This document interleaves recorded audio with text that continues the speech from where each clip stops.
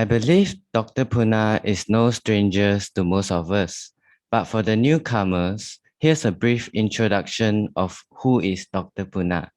Dr. Punna is an associate professor in internal medicine with Monash Clinical School in Johor Bahru campus. He has been sharing the Dharma regularly in Malaysia, Singapore, and Jakarta for the past 2 decades. In today's session, Dr. Punna will be sharing on a topic called One Teaching. So here's a question. If someone were to ask you, what makes Buddha's teaching so special that it has made you into a Buddhist?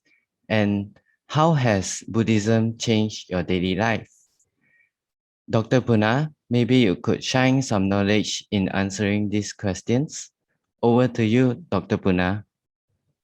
Thank you, Gerald. Thank you to the committee behind this who worked so hard such that everything runs smoothly. It always amazes me at the fury of activity that occurs 10-15 minutes before the start of the program when they are trying to make sure everything is fixed up. Sadhu to them. And let me say, this program would not be successful without the backroom boys, and very often they are nameless and faceless. Let me begin by sharing my screen. Please allow me to share my screen. All right. Now, one teaching, and if we are to look at the Buddha Dharma, you will see lots and lots of suttas, almost 20,000 of them.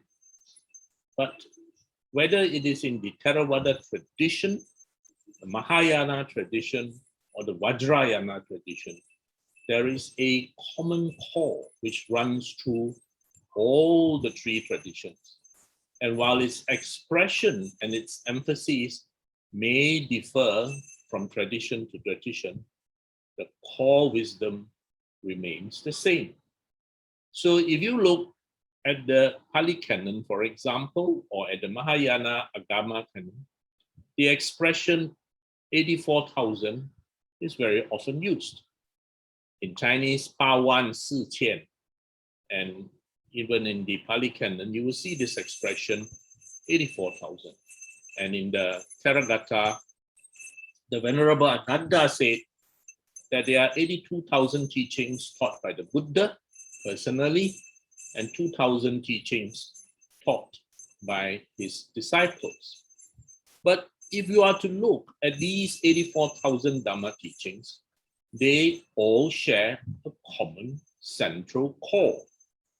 8 for the Eightfold Path, 4 for the Four Noble Truths, and the 3 zeros, the 3 universal characteristics of impermanence, anicca, unsatisfactoriness, dukkha, and not self, anatta.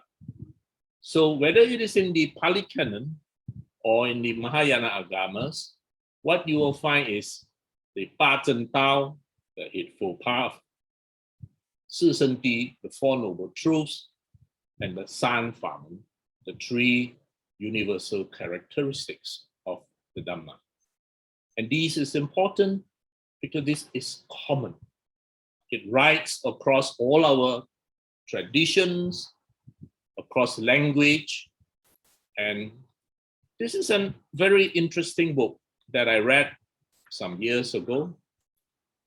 It is written by a venerable in the Vajrayana tradition, and it says, what makes you not a Buddhist?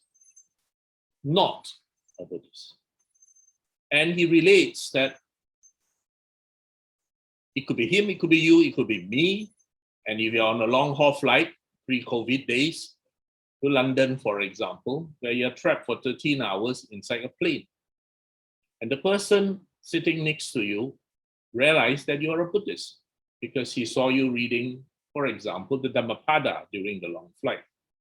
And so he asks you, what is it in the Buddhist tradition or the Buddhist teachings that makes you want to be a Buddhist? Well, you may put it the other way and say, maybe it's easier for me to ask you back, what makes you not a Buddhist? What makes you different from me? And I found this the most interesting book. I read it carefully and it was very thought-provoking because it was phrased the other way. Most people will be talking about what makes you a Buddhist. Here he says, what makes you not a Buddhist? And so here, of course, he spoke on the things which are common to all the lineages of Buddhism. The Eightfold Path is how we live our life. The Four Noble Truths are very profound. But it is the three universal characteristics that the Buddha taught in the Anatta Lakkhana Sutta. And universal characteristics literally mean anything on this earth, in space, in anywhere, that is a conditioned thing, and all of us are conditioned things. They will have the characteristics of impermanence, wu-tang, unsatisfactoriness, ku, and non-self, or not self, wu. Now, if you understand these, you will understand how this leads to the Four Noble Truths. It is because of the impermanent or unstable character or nature of all compound things that leads to its unsatisfactoriness or its unreliability or its instability. And this is because they are all not self. They are all compound things. If anything within it changes, the entire thing changes. This, if you understand, will lead you to understand the first noble truth of dukkha and the second noble truth of why you create so much dukkha, because you are going against this universal characteristic. Okay? And the third noble truth, that if you understand and apply these characteristics, you will cut down your suffering.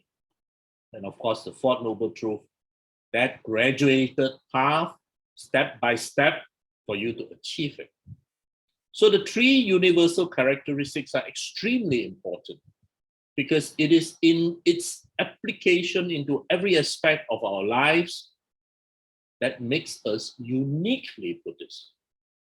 And the Buddha himself said that while other teachers of other traditions and lineages with insight and wisdom may understand impermanence, a physicist, for example, will easily understand impermanence. He looks at the laws of thermodynamics and he sees that everything is a flux, impermanence.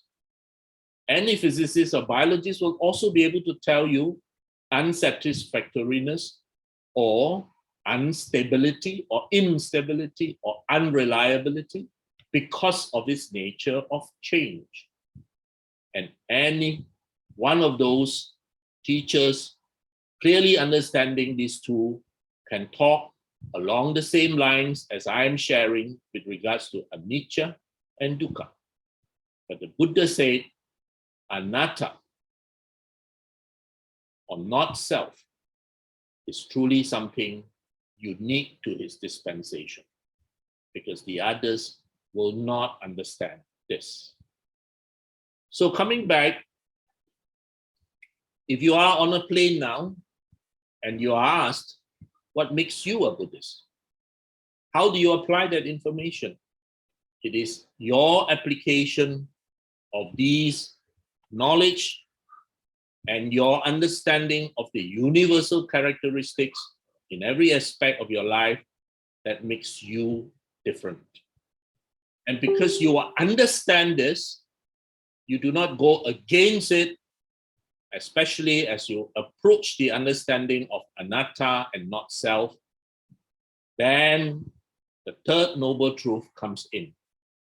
You do not cling so much, you do not attach so much, and you have less cause for the suffering that we create for ourselves. Now, this is so important that the Buddha's very last words before he passed on also talks about this. appamadena sampadeta. All conditioned things are impermanent. With that, appamadena sampadeta. All conditioned things are impermanent. Appamadena sampadeta. Please, if you can see this, all conditioned things being impermanent, you will not hesitate to work out your own salvation with diligence.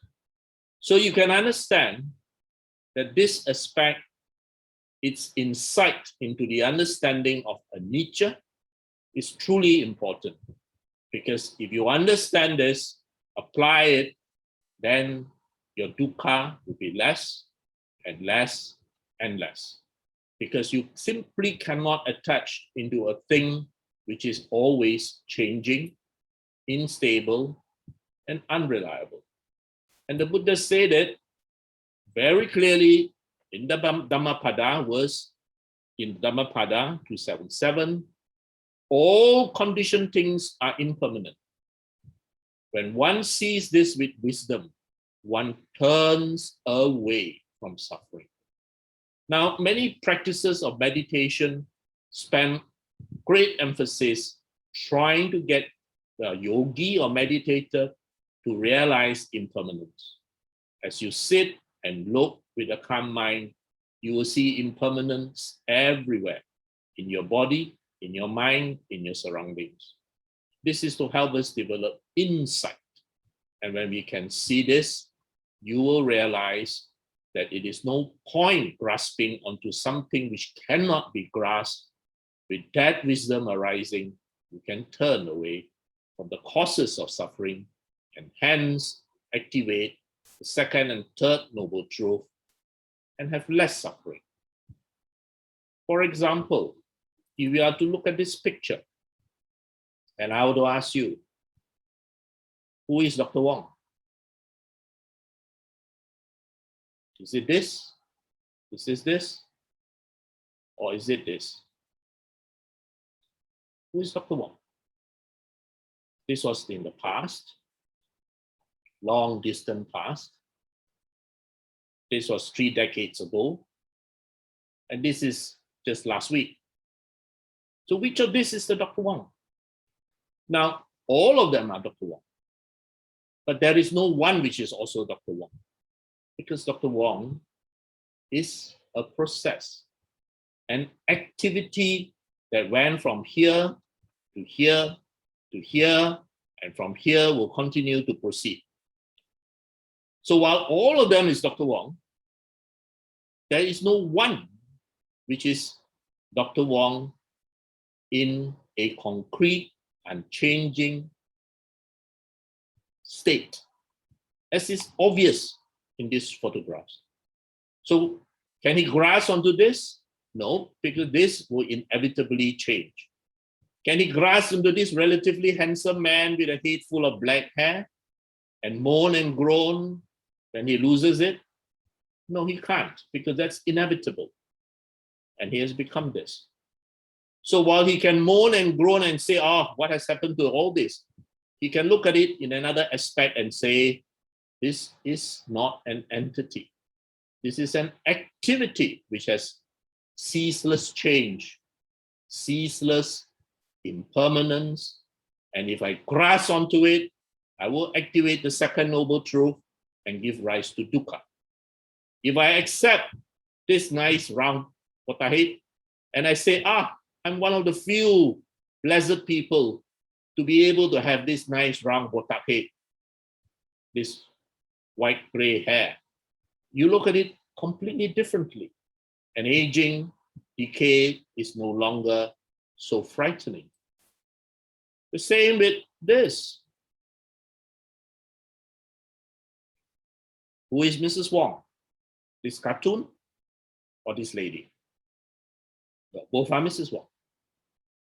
But this is a process which is inevitable. So if Dr. Wong grasps onto this Mrs. Wong, he is going to create conditions for suffering. Because this Mrs. Wong here cannot be grasped. This Mrs. Wong is not an entity that you can hold on to, but an activity which will inexorably become this. So if this Dr. Wong or this Dr. Wong accepts this, fine, no issue. But if he grasps onto this, then he is going to create conditions whereby everybody suffers. So the Venerable Thich Nhat Hanh put it very, very well. There are many people who say that that boy in the photograph, who is a very young Venerable Thich Nhat Hanh, and this old man with a massive stroke, now can't even speak, is the same. And he asked, if that boy is the same, why does this boy look so different from this elderly man? Remember, the Buddha taught us, you are only an activity of rupa and nama, body, feelings, perceptions, mental formations, and consciousness. You are just an activity of these 5 aggregates, which is endlessly flowing forward and in the past. So even if you recall a past life, you're not recalling an entity. You're recalling the activities that took part in a past life. And all of these have changed since this photograph has been taken. And your understanding as a Dhamma brother and sister, as a student of the Buddha Dhamma, is that this is an activity endlessly going on. And you are now with the insight of the fact that it is a continuation, like the rain is the continuation of the cloud. When you look at this photograph, in this photograph is already the potential of an old man. And in this photograph of an old man who is getting ready for his transit, he put it very well. He says he is getting ready for his transit. Like you and I in a transit lounge in an airport, he is getting ready for transit. Within this, you will see a young baby, a young man again. Unless he is fully awakened and has no conditions for continuation or recycling. I hope this is clear, because this is a very important fundamental understanding. And one of the most beloved of Mahayana teachings, the Heart Sutra,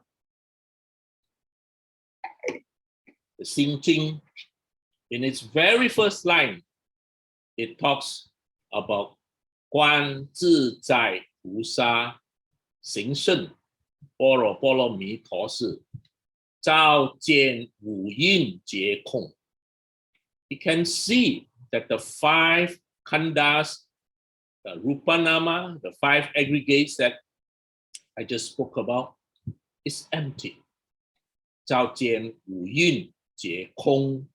They are empty. There is no concrete structure, no unchanging entity, but it is a flux of activity. When Sister Eileen can see Wu Yin Jie Kong, Sister Eileen will do iqiye. So this is in the very first line of the Heart Sutra. The very first line in this walk towards happiness and the end of suffering is that we must see impermanence. When you see impermanence, you will realize how grasping onto impermanence, grasping onto things which cannot be grasped, will give rise to the causes for suffering. And you realize that your 5 khandas is just an activity. Look at yourself in meditation.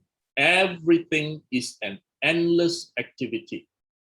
All that you see is a ceaseless flow, whether of thoughts, of bodily aches and pains, or of changes. And they are all empty of anything concrete. So when you can see that the 5 khandas, Wu Yin Jie Kong, you convert your dukkha into happiness. Du iqiye. As I said, a common teaching. This is in one of the most important Mahayana sutras, Heart Sutra, and within its 268 words, almost the entire teachings encapsulated within just 268 words. Now, fellow Dhamma brothers and sisters,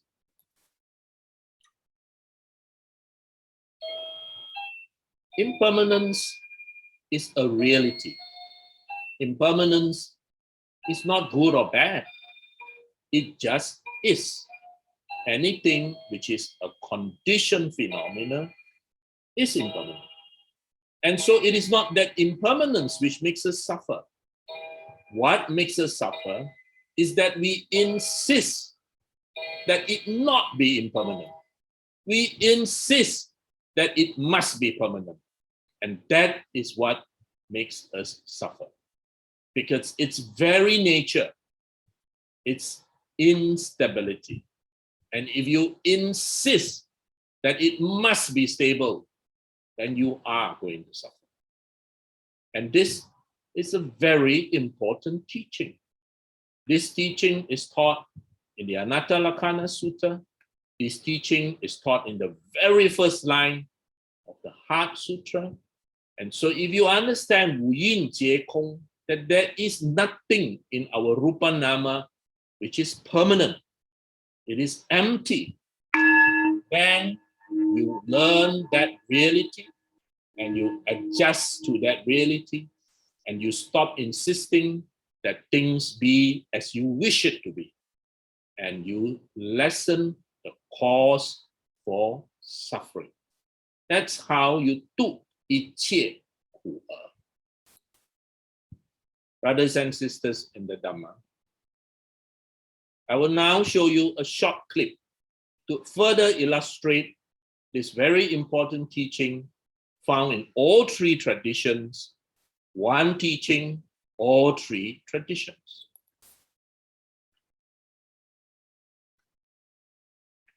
Buddha taught that everything in the physical world, including mental activity and psychological experience, is marked with three characteristics: impermanence, suffering, and egolessness. Thorough examination and awareness of these marks helps us abandon the grasping and clinging that bind us. Suffering, dukkha. The Pali word dukkha is most often translated as suffering, but it also means unsatisfactory or imperfect. Everything material and mental that begins and ends is composed of the 5 skandhas that has not been liberated to nirvana is dukkha. Thus, even beautiful things and pleasant experiences are dukkha. Impermanence, anicca. Impermanence is the fundamental property of everything that is conditioned. All conditioned things are impermanent and are in a constant state of flux. Because all conditioned things are constantly in flux, liberation is possible. Egolessness, anatta. Anatta, anatman in Sanskrit, is also translated as non-self or non-essentiality. This is the teaching that you are not an integral autonomous entity. The individual self, or what we might call the ego, is more correctly thought of as a byproduct of the skandhas. Now, fellow Dhamma family members, I again repeat, the 3 universal characteristics is neither good nor bad. It just is. It is a character or the nature of all conditioned beings. It is that we wish it to be different. It is just as it is. What in Chinese say, 是这样的了. Whether you like it or not, whether you love it or you hate it, it is 是这样的了. It is like that. It is as it is. But the other thing which is extremely important for you to understand is you must not go away, one, with the misunderstanding that this is negative, because it is infinitely not negative. Because things are impermanent, you and I can change to be better.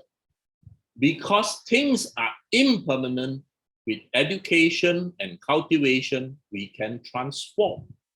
If things are permanent, then there is no hope for any one of us, because it would mean that the unwholesome things you had done are going to be permanently there.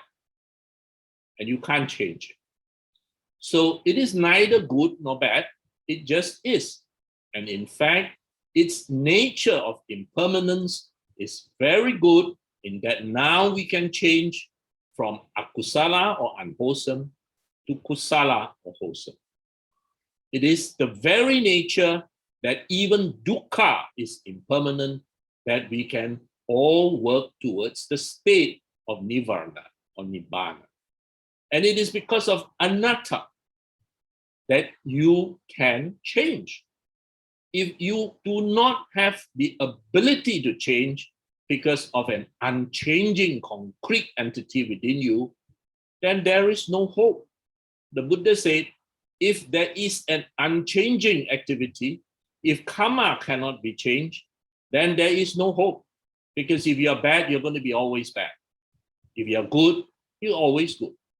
But it is because that you are not concrete and that you can change, that this is good, because now we can all work to be better. As long as we are better than yesterday, we have done well. The second thing that you must not go away with is to misunderstand the second discourse of Anatta Lakkhana Sutta and think that you do not exist because of the three universal characteristics. No, no, no, dear Dhamma brothers and sisters. You exist. The only thing is that you do not exist as a solid block of an unchanging structure. You are not a wood block. You are always changing. You remember you are a flux of rupa nama. The nama rupa or rupa nama is an activity that is continuously moving, changing. You are not a block that is unchanging. Hence, do not go away with the misconception that you do not exist. Of course you exist, except you do not exist as an unchanging block of wood.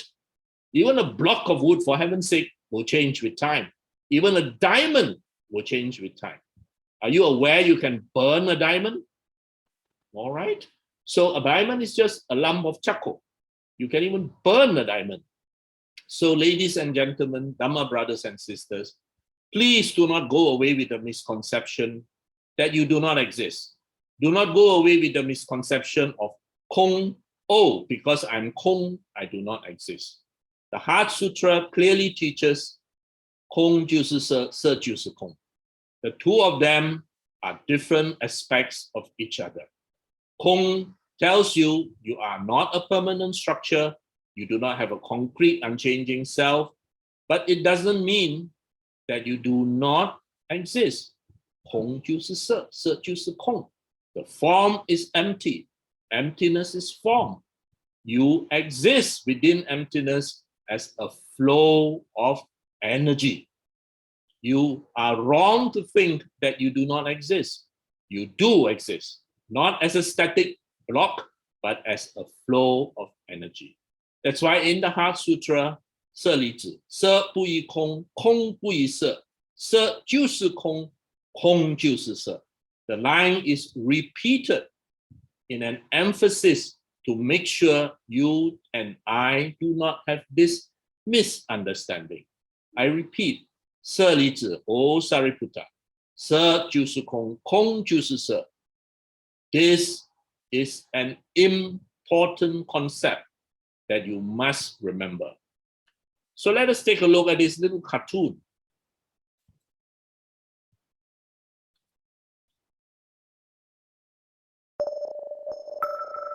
"一切皆空。铁舟到处参访名师。一天，他来到相国寺见独圆和尚。为了表示他的悟境，他十分得意。心佛以及众生，三者皆是空。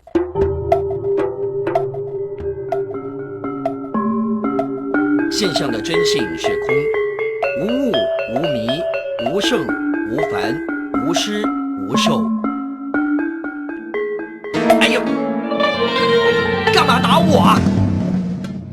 一切皆空，哪来的这么大的脾气呀？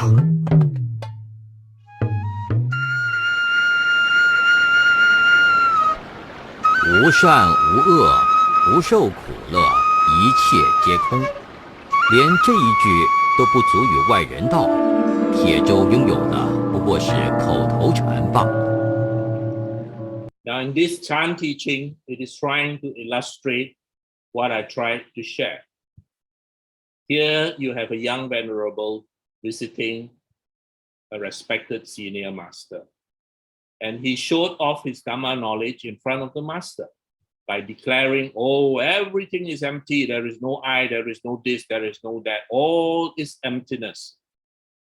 What the great master did to teach him was to take that knocker and knock his head and ask him, if everything is empty, from where did all your anger arise when he grew very angry?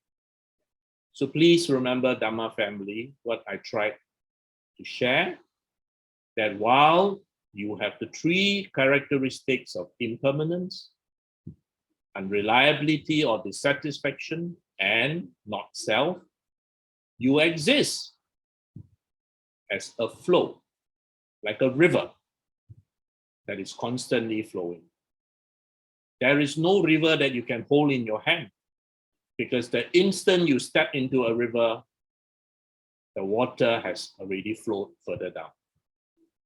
So you exist as a flow, and do not run away with the misconception that anicca, dukkha, anatta means you do not exist. You and I, very clearly illustrated in this Chan teaching, exist as a flow. You're not something concrete like a block of wood, but you do exist. Let us take a look at this.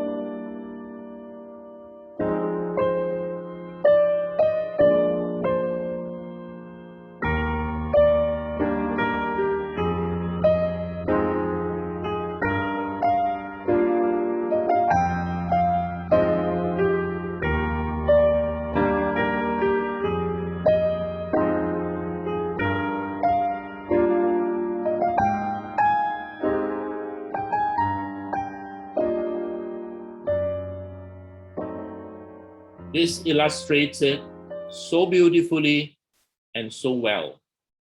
I use a river. Here they are talking about waves. So if you understand the Dhamma, if you understand anicca, dukkha, anatta, if you understand impermanence or instability, if you understand dukkha, unreliability, dissatisfaction, and you understand not self, because everything is continuously flowing on and changing, then you will not grasp onto what cannot be grasped and do not hold or create conditions for suffering. People, position, power, titles are all impermanent. If you can understand this, the Buddha's teachings, then you can apply these teachings to go with the flow, so that the universal characteristics flow along with you and you do not create suffering for yourself. As I said, go with the flow. Rejoice that you have the time to age, to be botak, to have white hair. Now, one of the very common complaints in my past life as a doctor for many years is that you have an elderly lady coming in, quite unhappy because the daughter-in-law is not the same as what she was when she was a daughter-in-law 50 years ago. A lot of complaints. And I used to tell them that you will never be able to find a daughter-in-law that is like you, because times have changed. Education has changed. Culture has shifted. Priorities have changed. And the list goes on and on. If you expect that your daughter-in-law must be like what you were 50 years ago, you are going to be very, very distressed, upset, and in pain. Because she will never be like that. Rather rejoice that you have a daughter-in-law, rejoice that she's doing what she's doing, and go with the flow. Now, Brother Dr. Wu is an ardent student of Mandarin. The Chinese word for Dhamma, Fa, has 3 dots of water on the left side, and on the right side, the word to go out. Literally, if you understand the Dhamma and apply that Dhamma, you are like this water that we just saw here, flowing in between the rocks, moving on top of the rocks, along the path of least resistance. It's a beautifully chosen expression. When we understand the Dhamma, we do not go against anicca. We do not go against anatta, but we go with it. We create less and less causes for our suffering. If you insist that things must be like that, then the characteristic of anatta is going to affect you very badly, because you will learn very bitterly that nothing is within our control. The 3 universal characteristics, especially anatta, will look at you in the face and make you realize that you cannot control it. How many of us 2.5 years ago will realize that our lives will be completely changed by the COVID-19 pandemic? Everything has changed beyond recognition. Anatta, anicca, and dukkha. Now, a lot of people are very attached to the body. In fact, it's one of the most common attachments. And if you cannot let go and you insist, then you are going to be in trouble. And I like this this short little clip. If you eat healthy, drink lots of water, have a good sleep, and exercise every day, you will still die. Gago! Now, that's the absolute truth. Why? Anicca, dukkha, anatta. You think you can control it by doing all those things. In reality, there is actually very little that we can control. We can control to some degree. You can plan to some degree, but many things are beyond our control. The last 1 week has been very emotionally exhausting for me. I'm taking care of a dear Dhamma brother, very dear to many of us in Johor Bahru, who is very ill in his final days.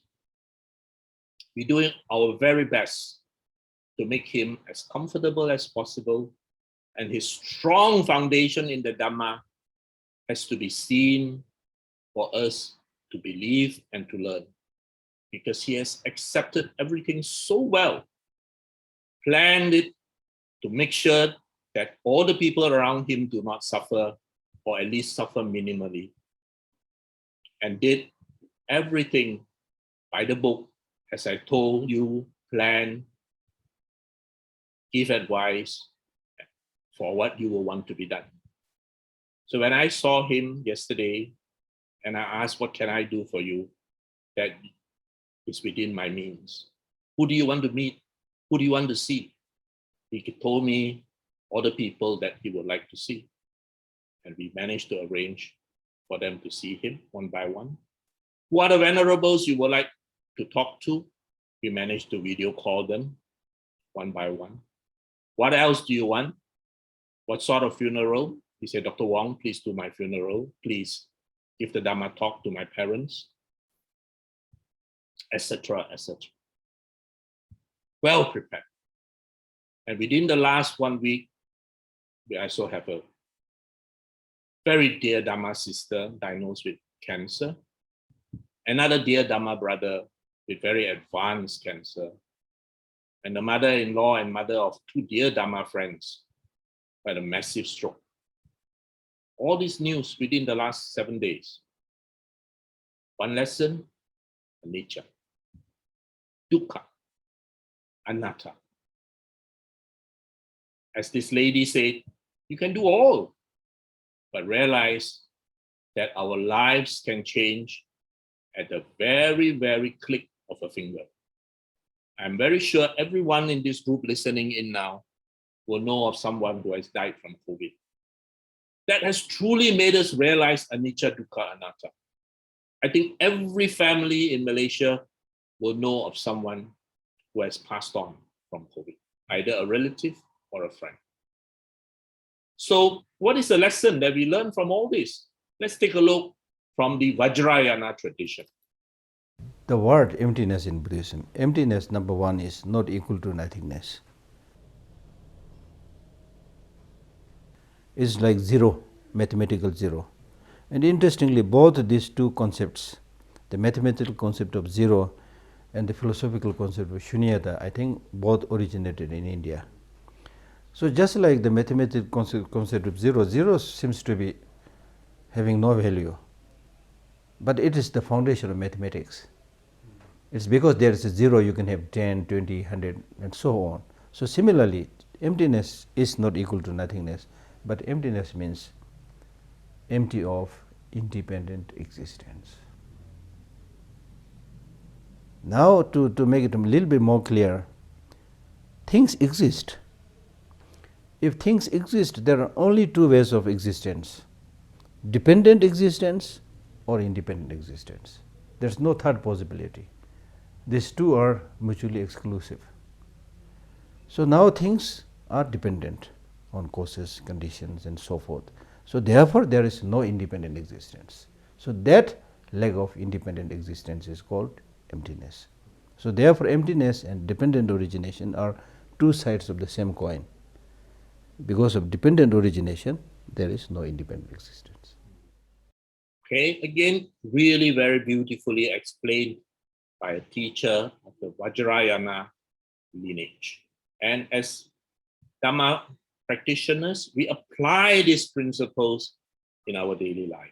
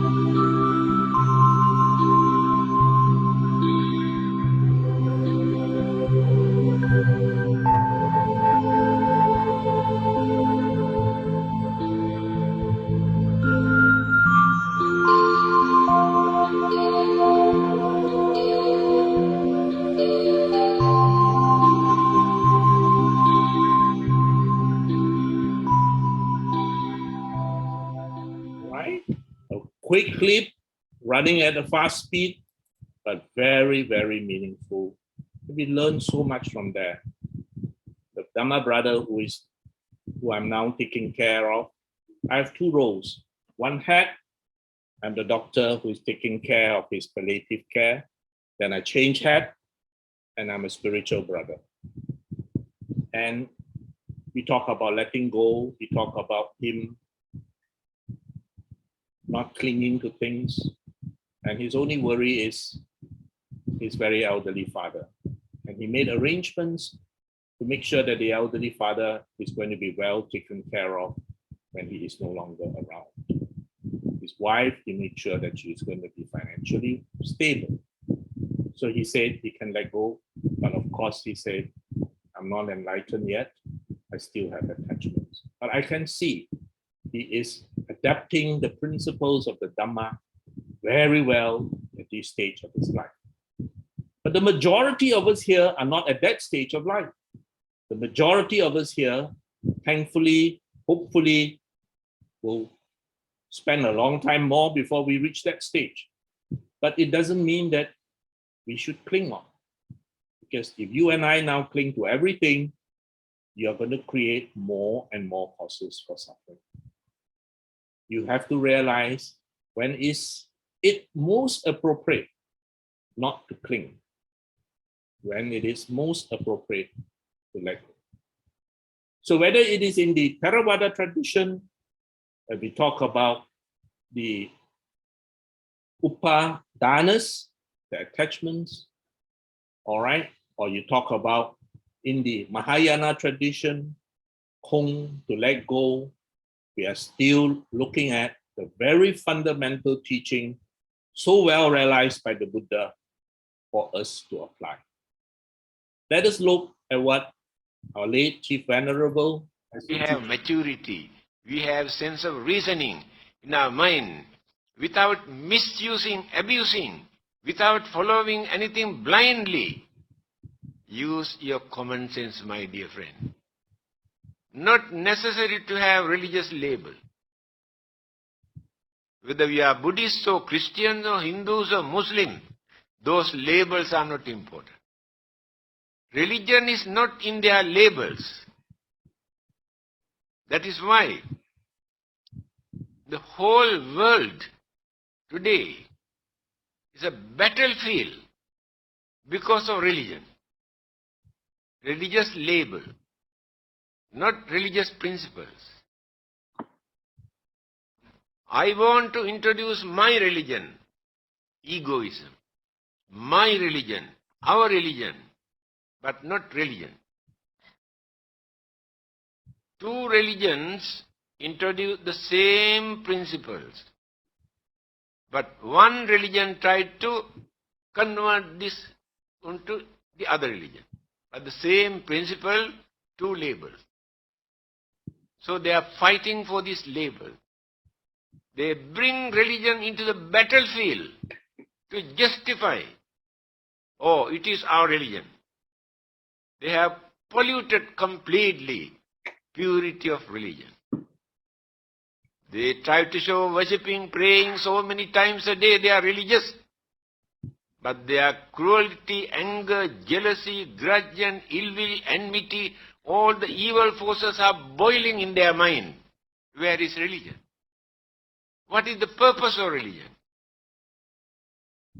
Religion is for us to train our mind to live peacefully, without harming, without disturbing, developing our what you call harmony, understanding, and without violating the environment for others to suffer. If these qualities are not in our religion, there's no point of following any religion. Now there are free thinkers. They never say they are Buddhists or Christians or Muslims or Hindus, no label. But do you think they behave as barbarians?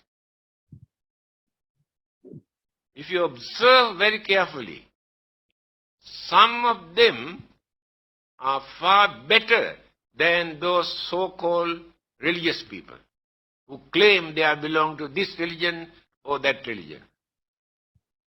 By knowing certain things are bad, immoral, harmful, they try not to do. That is understanding. Not because of God, not because of punishment, not because of hell. Knowing these things are wrong. Again, they do lot of services for the well-being of others, to release other sufferings and troubles and problems and difficulties without expecting any reward from God. They have no heaven, no God, no hell, no rebirth, no karma, no soul, nothing. But they live as human beings. So they keep away from bad things. They do lot of good things without using any religious label. Why? Although they do not use any religious labels, they practice religious principles. Without them, we belong to this religion. Religious principles are there. Therefore, not necessary to say we are Buddhists. That word is not important. The Buddha was not a Buddhist. Jesus was not a Christian. Okay, so I think that's very, very important, and I clicked it. Don't want to get into any trouble by his next statements. But let us realize Buddha is not a Buddhist. The Buddha is a teacher. He's not a Buddhist. The word Buddhist did not even arise until the colonial times when the British ruled Sri Lanka and decided these natives needed a religion and created a word called Buddhism. The Buddha is not a Buddhist. He was a teacher who taught noble principles. But you come down now, in the 1800s that was done, okay, 1900s, and now we are in the 2000s. What has happened? Not only do we see what the late Chief Venerable described, inter-religious strife, we even see within the so-called Buddhist religion, my lineage, my yana, your yana, this yana, that yana. You are not following my yana, please get out. You're following my yana, please welcome. Absolutely tragic. The Buddha would not recognize these practices that we are sadly doing. It is not the label, it is the principle. And these principles are illustrated in the 84000. If in whichever tradition you are professing to practice and you have this 84000 applied to your daily life, you are a Buddhist. You are someone who takes refuge in the Buddha, Dhamma, and Sangha. You are someone who takes the 5 precepts.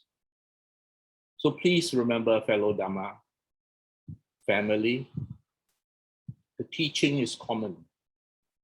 There may be many variations because of culture and distance, language, but as long as the core teaching, which I've tried to illustrate, is common, then you are doing what the Buddha taught. And so I'm going to ask you now, if I had to ask you a question, if I were to sit in an aeroplane now next to you, and I ask you, what is the heart of the Buddha Dhamma? So now you explain so much to me, and I say, yeah, my brain, my RAM only got 4 gigabyte. It's a Nokia 3010, I can't take so much information. Can I ask you back? Can you just tell me what is the heart of the Buddha's teaching? Well, a Mahayana Buddhist might say the heart of the Buddha's teaching is in the Heart Sutra. Yes, that's true. The very 8400 is in the 84000 is in the Heart Sutra. But can we even summarize it from 268 words to even shorter? And I'm sitting with you next to the plane, and I'm asking you this question now. How will you answer? Take a look at this clip.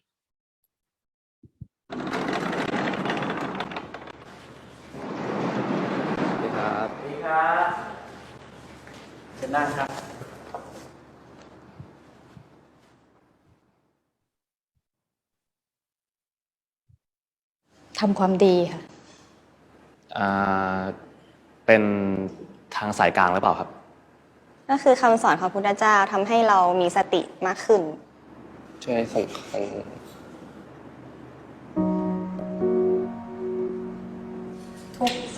นิโรธมรรคค่ะ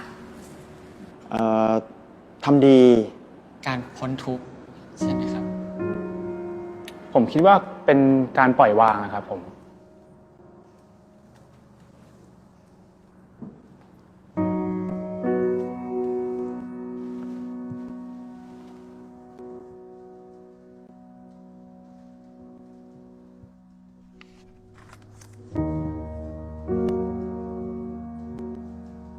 ท่านสาธุชนผู้สนใจในธรรมทั้งหลายโอกาสของการบรรยายครั้งเดียวเป็นพิเศษเช่นนี้อาตมามีความเห็นว่าควรได้กล่าวถึงใจความทั้งหมดของพระพุทธศาสนาหลักพุทธศาสนาขั้นมูลฐานนั้นหมายความว่ามันเป็นหลักที่มีจุดมุ่งเฉพาะไปยังความดับทุกข์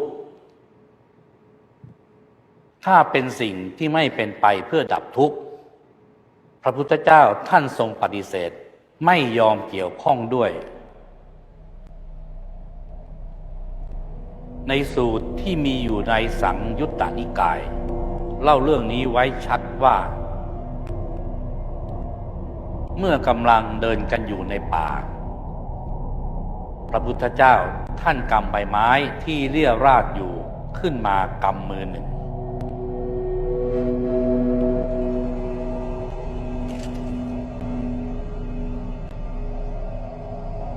แล้วถามภิกษุทั้งหลายในที่นั้นว่าใบไม้ที่กำขึ้นมานี้กับใบไม้หมดทั้งป่ามันมากน้อยกว่ากันกี่มากน้อยทุกคนก็เห็นได้ว่ามันมากกว่ากันมากจนเปรียบกันไม่ไหวพระพุทธเจ้าจึงบอกว่าเรื่องที่ตรัสรู้และรู้นั้นมันมากเท่ากับใบไม้ทั้งป่าแต่เรื่องจำเป็นที่ควรรู้ควรนำมาสอนและนำมาปฏิบัตินั้นเท่ากับใบไม้กำมือเดียว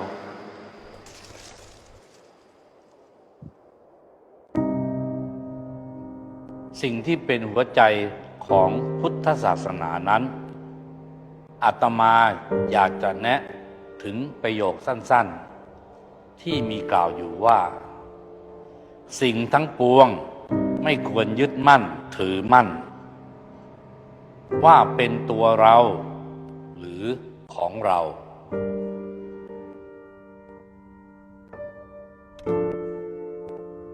คราวหนึ่งมีคนไปทูลถามพระพุทธเจ้าโดยทูลว่า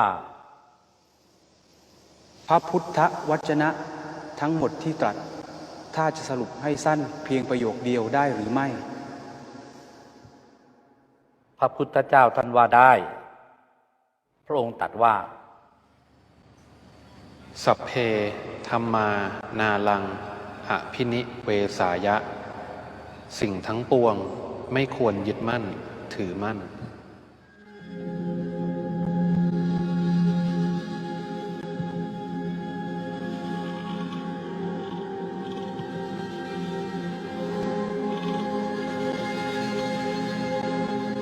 แล้วพระองค์ก็ย้ำลงไปอีกทีหนึ่งว่าถ้าใครได้ฟังความข้อนี้ก็คือได้ฟังทั้งหมดในพระพุทธศาสนาถ้าได้ปฏิบัติข้อนี้ก็คือได้ปฏิบัติทั้งหมดในพระพุทธศาสนาถ้าได้รับผลจากการปฏิบัติข้อนี้ก็คือได้รับผลทั้งหมดในพระพุทธศาสนา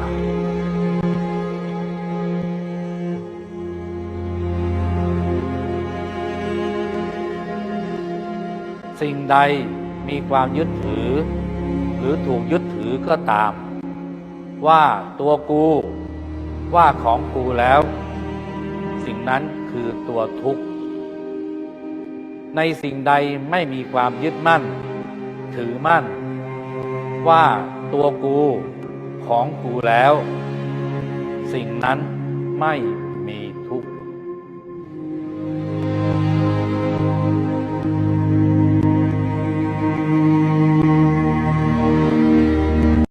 Dear Dhamma brothers and sisters, that is a very profound discourse given by the late Venerable Buddhadasa, whom I'm sure is quite familiar to many of you here. He was a great reformist venerable in Thailand. He has since, of course, passed away already. All things should not be attached to as I, my, or mine.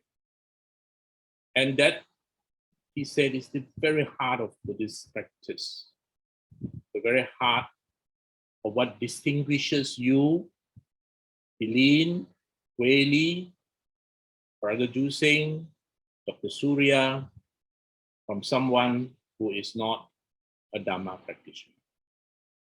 And the reason why the person who is not a Buddhist may ask, why is Dr. Surya so silly? Everything say not I, not mine. Because they do not understand the three universal characteristics and how the three universal characteristics will lead to the Four Noble Truths. But because Dr. Surya understands deeply the three universal characteristics, because she understands the laws of thermodynamics, which teaches you the first, anicca, impermanence, and the second, unreliability or instability. And she realizes anatta, not self, nothing permanent or complete. So she will learn not to hold into I, my, and mine what cannot be grasped. And thus, the second noble truth, the cause of dukkha, tanha, the three aspects of tanha, kama tanha, I want this pleasurable thing, it is mine. I want this nice car, it is mine. Bhava tanha, I want to be rich, powerful, with bhava tanha. I do not want to be. All three aspects, the Buddha said, of tanha will only give rise to dukkha. So if you understand the second discourse fully, you understand the Four Noble Truths. Now, does that mean that Buddhists will not be happy then in their everyday life? No, brothers and sisters. In the contrary, when you apply these profound principles into your daily life, you're going to be a very happy person because your attitude has completely changed. And this is what I mean, that as you walk this path, you should be happier day by day by day. If for whatever reason you are not happy, something is not wrong. Sorry, not right. If in association with this, you are unhappy, you know when to let go, when to stand up, when to speak up. Of course, you must speak up. Of course, you must stand up. But then when you are knocking an egg against a rock, you also know when to let go.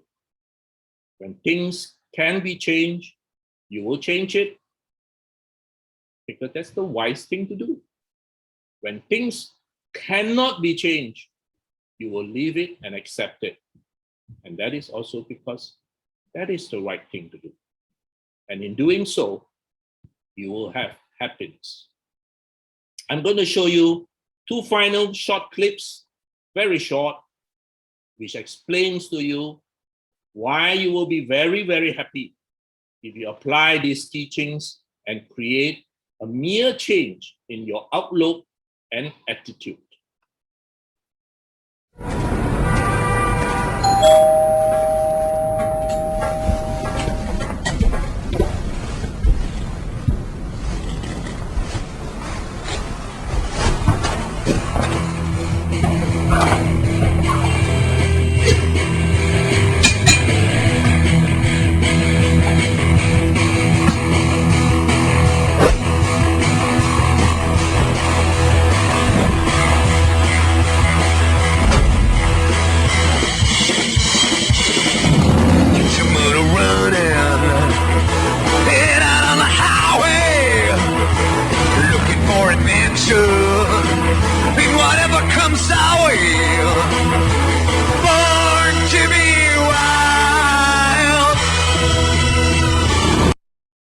mere change of attitude. Look outside, think outside the box. Even a blind man can ride an Harley Davidson. If you just do not see your blindness as a disadvantage and accept the reality. I love this because when I retired, I told my wife I want to buy a Harley Davidson and ride from Johor Bahru all the way to Alostar and Perlis, across the East-West Highway to Kubang Krian, see my tutis there, and then down the East Coast back to Johor Bahru. My wife, of course, told me I'm out of my mind and quite possibly mad.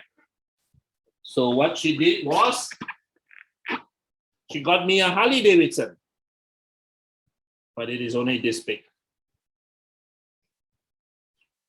Nevertheless, still a change in attitude, and one should be very happy because I must not even be attached to that concept that I must physically ride a big Harley Davidson and go around. Now I've got a small Harley Davidson, so I'm still happy.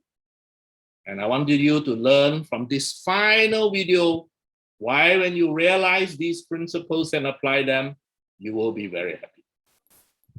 Celebration of your blessings is happiness. The more and more I celebrate what I have in life, the manifestation of that is happiness. Man had called for a party and everybody had come and everybody were dancing and there was absolute excitement in the air and nobody knew for what this party was called. He called, so they all came and he looks the happiest person there. And he is enjoying, he is freaking out. So one person took a lot of hesitation and finally went on, is there any purpose behind this party? Yeah, you didn't know that? Morning, my Mercedes Benz met with a very bad accident. And it's completely damaged. Everybody stopped dancing. What? Mercedes Benz met with an accident, you called for a party. He said,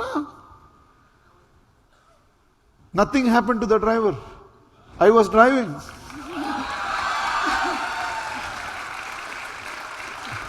And the man paused for a moment and said, the Mercedes Benz is gone and with money I will buy 10 more Mercedes Benz in my lifetime. But if my little finger is gone, nothing happened to the driver. And he told, friends, let's understand, whether it is a 60 rupee toy car or a 60 lakh Mercedes Benz, what money can buy is called a toy. It's only a toy. And you should understand this. Rolls Royce is a 4 crore toy. Give it rightful place. Then you will enjoy. Otherwise you will not enjoy. Some of these buggers, have you seen? They will not remove the plastic cover from the seat at all. But seat will get dirty. I'm saying I'll give you a better suggestion. You make a plastic cover, cover yourself. Go everywhere inside the plastic cover. It's a toy. The more and more you learn to celebrate what you have in life, it's called happiness. Happiness is celebration of blessings in life. Dharma family, I'm sure you enjoyed these few videos because they are really very nice videos. Everything in life that you and I have right now, the very fact that we are still alive in this pandemic is a blessing. Let us celebrate every moment of our life. In the last 1 week, I see so many dear and close people to me fall sick. And then you realize how lucky you are. Why are you not sick? You could easily be the same. Just yesterday evening, a friend phoned me up and said, oh, so-and-so, you know Dr. So-and-so? I said, yeah, of course I know Dr. So-and-so. He just died of COVID-19. Very sad. Anyone. It could be of any one of us here. So we are not. Celebrate. Whether you're driving a Kanchil, or driving an Alza like me, or driving a BMW like some of my friends here, it's a toy. It's just a toy. You got a big toy, I got a small Harley Davidson toy. And with that correct attitude of not holding, grasping, it is me, it is mine, it is I, you can actually be very happy. And my little toy will one day also grow. My little toy is also impermanent. Who knows? Maybe it will grow into a big Harley Davidson. Hopefully, I'm not too old then to drive a Harley Davidson, because all things are impermanent, including my little toy. All things, if you grasp, will create suffering. Venerable Buddha Dasa explained it so beautifully. And all things are an activity in motion. There is no brother Bobby which is static. 3 years from now, we take a photograph of Bobby, I can scarcely recognize him. His hair will be white, or what's left of his hair will be white, etc., etc. Fellow Dhamma brothers and sisters, all 3 traditions teach this same fundamental teaching. I hope we do not fight, we do not segregate ourselves and divide ourselves even further by saying my yana, your yana. As some of you know, whenever anybody asks, Dr. Wong, which yana are you in? My standard reply is, I follow haha yana. I follow the yana which makes me have less dukkha and more happiness. Thank you. Back to you, Brother Gerald. Thank you, Dr. Punna, for the wonderful sharing. So now we'll move on to the Q&A session. So if you have any questions, you can drop it down in the comment section. But first, there's a question by Felicia Tai. She says, Dr. Wong, can you please repeat the Chinese word for Dharma? Fa. Fa. 3点水, 一个出气. Okay, fa. You can easily Google it. On the left side, 3 drops of water. On the right side, going out. Fa. Okay, the word for Dhamma in Chinese is fa. Okay. Okay, the next question is by Brother Ziyuan Tan. His question is, as I am a lay person, I need a job to earn a living. However, I find that my workplace is unhealthy with backstabbing and gossips. How can I detach from the job where I need to work? Well, Brother Ziyan, you are not a tree with roots stuck in the ground. Move. The lesson I learned is, remember the big quarrel at Kosambi. 2 groups of monks quarreling at Kosambi.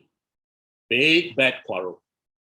The Buddha was informed of this big bad quarrel at Kosambi. And the Buddha walked all the way to Kosambi to try and make peace between these 2 groups of monks that were quarreling. Do you think it worked? Well, certainly the Buddha didn't fly in with lights coming out and water and fire and all that, because if that has happened, they will all have been frightened. The Buddha walked like you and me. Human being, fully enlightened, but nevertheless, human being, who is not the usual human being with defilements, but a human being with no more defilements. That's why he's no longer called a normal human being, because he is not normal in the sense that we all have ignorance. He does not have ignorance. He is no longer a Puthujjana. Now, what happened when he reached there? The 2 group of monks continued their quarrel. They did not even listen to the Buddha. So what did the Buddha do? He walked away.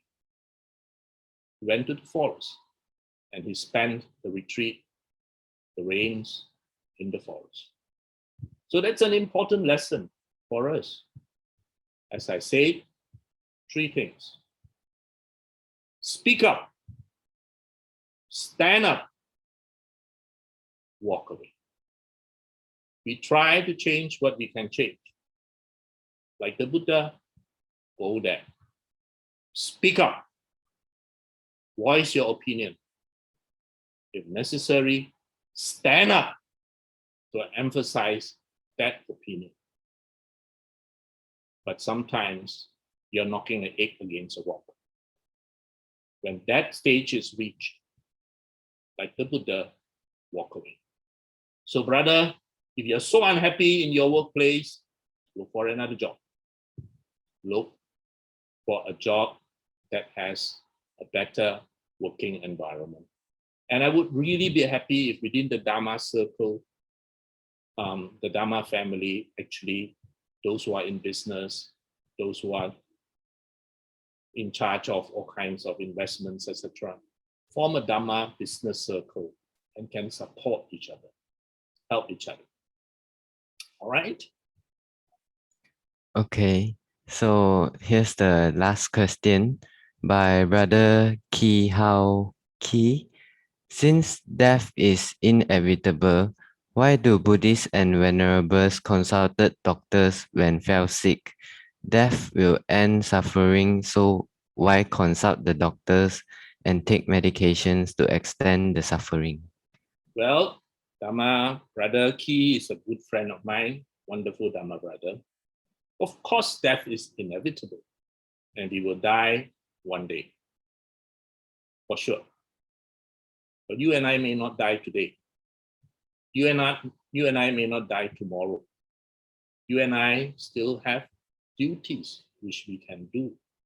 For example, very honestly, my children are all adults, married with their own family, living abroad. I haven't seen them for more than 1.5 years. In fact, now coming to 1 3/4 years. It's only me and my wife here. So if something is to happen to me, and you ask, can you let go and just go on? Yeah, I can let go and just go on. But would you like to go on for another 1 year, 2 years, perhaps? Well, my medical students, someone here in my circle wrote about Dr. Wong being not well and all that, when I went for my operations of my eyes and all that. And they say, no, Dr. Wong, please don't fall sick, please don't fall sick. If you fall sick, who is going to teach us? And I think it was Brother Ki who commented, you fellas don't want him to fall sick and go on leave simply because you want him to teach you. Actually, you don't give two hoots whether he's alive or dead. You just do it for a very selfish reason. Well, that is the reality for many things. But if I can say, okay, if I can go on healthily for another 2-3 years, then maybe I can teach for another 2 to 3 years. Would that be good? Well, for some it will be good, for some it may not be good. So do I have the great good karma of meeting a good doctor who can keep me alive? Well, I have good friends who have kept me alive. Now, the doctor Jivaka. Are you aware, Brother Ki, that even the Buddha has a physician called Dr. Jivaka? And Dr. Jivaka was the one who tended his wounds, his backache, etc., etc. So we take care of this human body to go on so that we can use this human body as the vehicle for us to reach enlightenment. Remember, after the Buddha became awakened, he actually considered just passing into Nibbana. He actually considered that. But when he saw the world, and he saw Brother Bobby with little dust in his eyes, Brother Dr. Wu with very little dust in his eyes, Sister Eileen with hardly any dust in the eyes, and he knew that with just a little polishing, these people will be ready. And he taught, not for 4 more days or 4 more years, but a good 4 decades more. All right? 35, he became enlightened. Passed away at 45 years. So, fellow Dhamma brothers and sisters, yes, an awakened being may see that he needs to pass away like a Pacceka Buddha naturally, but there are some who, out of great compassion, may say, I'm the live to teach the Dhamma, to continue helping people to become awakened. So the great blessing of having good doctors nowadays have kept many of us alive, kept many of us in reasonably good health, and those are the things which we can do.